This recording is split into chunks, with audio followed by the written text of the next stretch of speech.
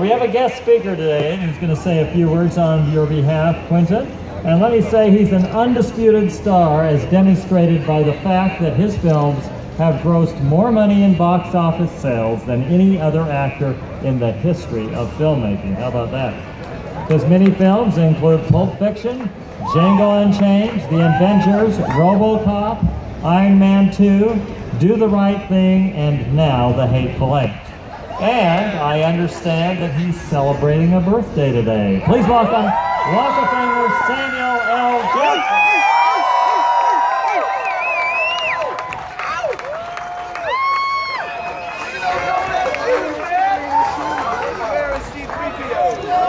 Thank you.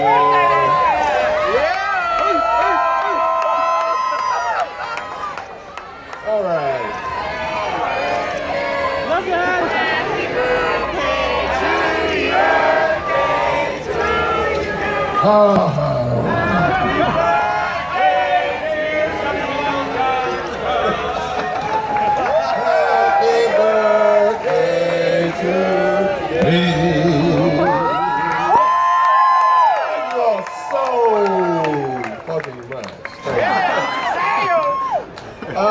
Wow, this is a real honor for me to stand up here and be with him on a day when he's getting something I thought he had already. Quentin, like me, over the course of his life, has probably walked up and down the street and looked at these stars and looked at these names and said, wow, these are some great people, and knowing what kind of cinephile he is, the reverence that he holds for people who have these, until we found out how you actually get. Like me, I was very, very proud the day I got mine. I'm sure Quentin's extremely proud that he's getting this today. And I know what it means to him because of what he thinks and how he reveres this business and the art of filmmaking. There aren't a lot of people in this business who still look at filmmaking the way Quentin does, and the purity of what it is and what it should be and what it means to you people who pay your money to watch the films. He's all about making films that make you happy, because we went to the movies to be happy when we were kids and as we grew up, and we still do. And we think that film should entertain you. If you want to learn something, watch a documentary or read a book. And Quentin is all about the business of movies as entertainment. And you know, he sneaks a message in there, but he's going to entertain you while he gives it to you. This is an amazing, amazing day for a kid from Knoxville, Tennessee. To become a name on the Hollywood Walk of Fame. Oh my God. Who would have thought? I know, you know? So, everybody, help him. Thank you all for coming out and celebrating this and celebrating Quentin Tarantino, the baddest motherfucker making films in Hollywood.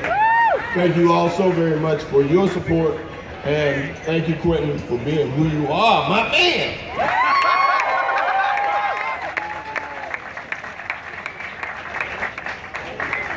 Thank you, Samuel L. Jackson. Let me acknowledge a few people who are with us today. We have the chair of the board of the Hollywood Chamber of Commerce, Beth Marlis of the Musicians Institute back there.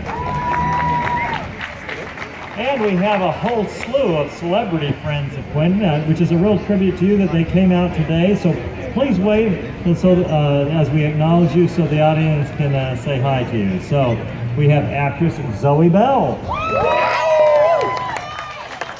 actor Damian Bashir, actor Dennis Christopher, Actor and author Clifton Collins Jr. Actor Walton Goggins. Actress Pam Grier. Actress Jennifer Jason Lee. Actor James Parks. Actor Tim Roth. Actor Craig Stark. And director Edgar Wright. Thank you all for being with us today on this illustrious occasion. Well, Quentin, the Chamber administers the Walk of Fame on behalf of the City of Los Angeles. And we have a beautiful resolution that the City Council has approved. You know, they seldom agree on much, but today they did. So a beautiful resolution on behalf of the City of Los Angeles.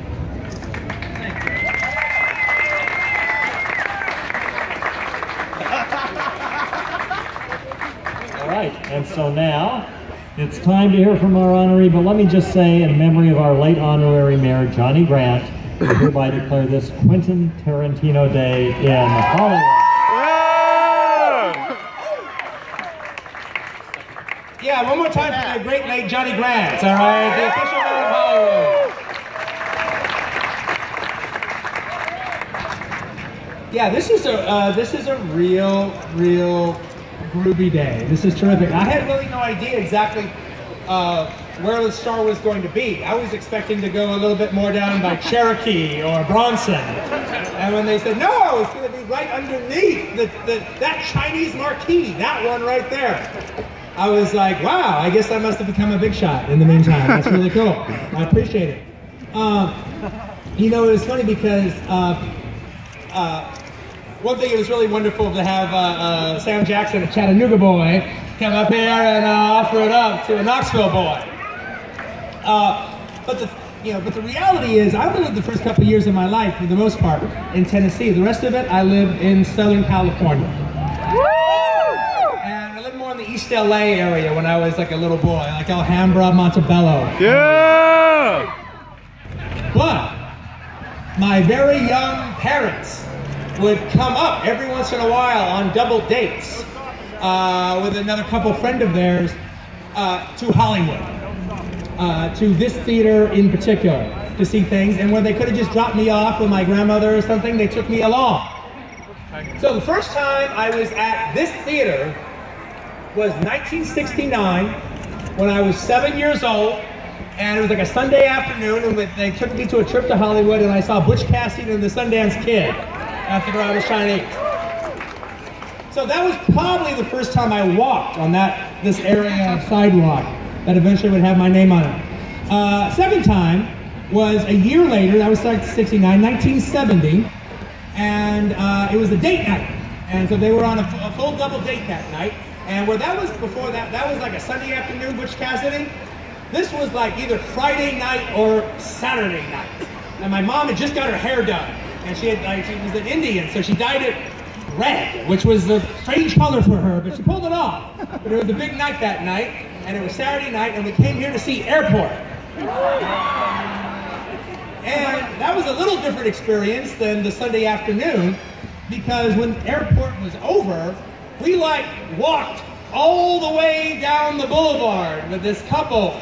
And that was at the time when during the day, it was still kind of touristy as far as Hollywood was concerned, but at night, the night people at 1970, the night people took over Hollywood Boulevard, and the Sunset Boulevard became the Sunset Strip, and it scared the living hell out of me, walking up and down this street. But the one time, absolutely, positively, that I know I stood on this spot of ground, exactly this spot right here, where my name will eventually be. Where I sat was the year after that, 1971, when my stepfather, Chris Astapel, took me here to see a movie at night. Actually, what happened was we saw two movies. we saw at the Cinerama Dome that night, we saw the Paul Newman movie, Sometimes a Great Notion.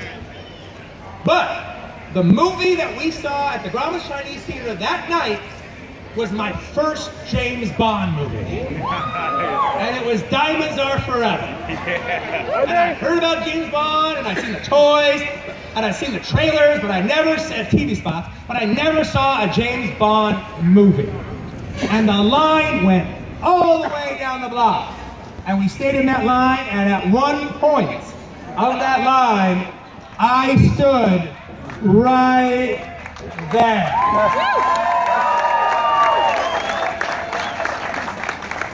So I have called Hollywood my home even before I even lived in this zip code for a very, very long time. And I take it seriously that I am a member of this community, I am a member of this town, and I respect it, and I love it, and I want to thank all you all for coming out, and I'm happy to have my star on the Walk of Fame and all the other people that have done a wonderful job in this town. Thank you very much. Well, let's unveil that star, and if Samuel L. Jackson would join us for the unveiling.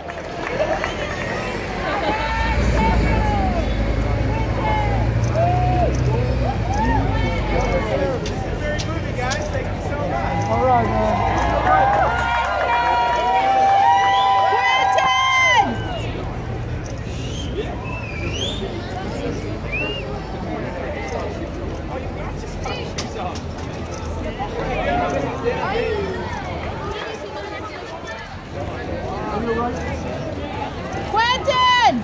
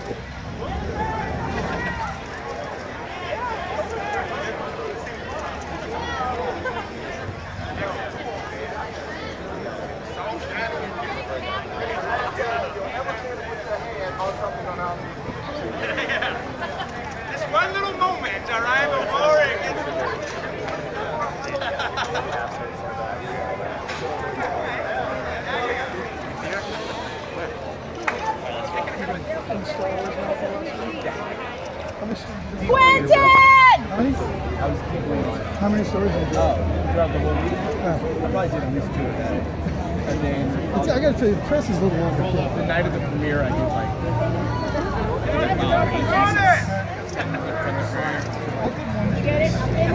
I mean, obviously the reporter had Our station's it's the highest download of anything. We have to turn to the right hand. you seen the picture? What? I saw that. I was shocked. I thought it would be I'm surprised to hear you liked it. I thought it would be like Avengers. I thought they would do this big thing. It was like it. No, it's not. No, Avengers is all about setting up a fucking franchise. This was not Avengers. This is just Avengers. You go into these pockets where it's like, oh, this is Yeah, I like it. I felt more like it. It's funny, but it's action. So it's certain style. Part of that.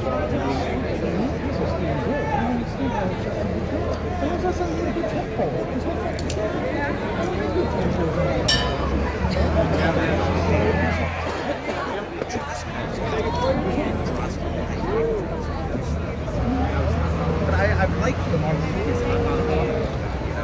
I go and I enjoy them.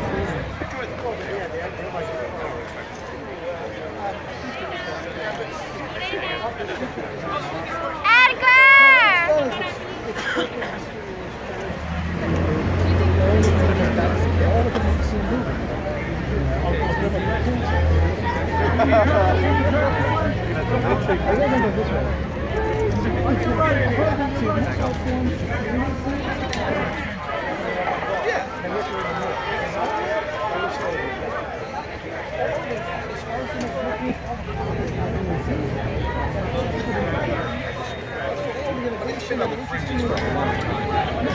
Real hard. Like if you look at the quote unquote awards, those are always the smaller.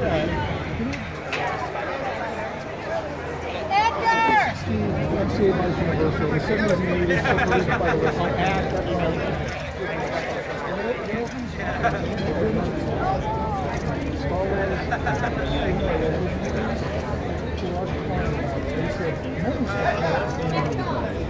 Star Wars.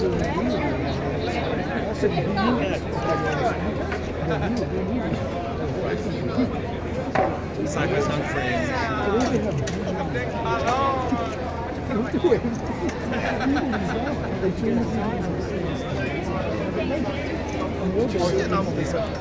You did? I like that one.